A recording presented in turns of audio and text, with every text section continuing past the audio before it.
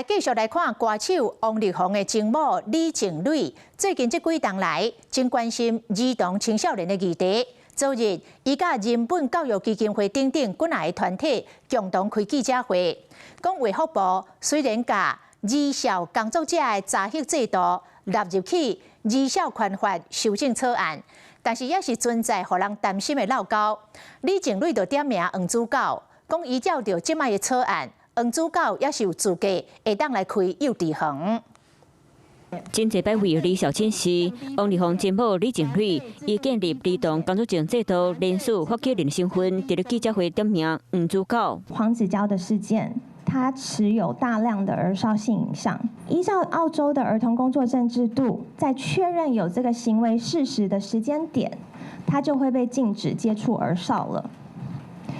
但是依照台灣現在的制度，還有衛福部提出的草案，這幾年審理的期間，他都還是可以持續接觸兒少的。衛福部將兒童工作證制度納入讓15年的兒少修法，就算各界樂觀看待，不過這裡面嘛是還有讓人煩惱、無注意到的所在。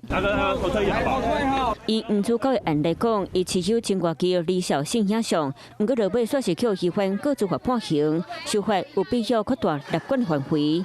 這是該採行為事實判定接觸風險。被黃子佼依照現在的草案，他還是有資格可以開設幼兒園。當然，黃子佼我們都認識，但有千千萬萬的黃子佼是我們不認識的。安那互社會嘛爭氣的開案，那修法擺拄其他法律規定人的資格，那呢可到的任務嘛是夠有機會去做拔圖，應該參照澳洲兒童工作證制度，或者人無機會出現在囡仔身邊。主張沒撞到，為什麼要和解啊？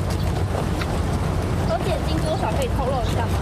為着進前的車禍案，前往到新北縣規定，甲過去同款攏點點啊，就算無去問到兒少修法的相關問題，不過這個話題只要伊行到大，定着討論袂煞。Hello， 我是林仙怡，想要搶先掌握最及時的新聞資訊嗎？趕快訂閱、按讚、開啟小鈴鐺，鎖定華視新聞 YouTube 頻道。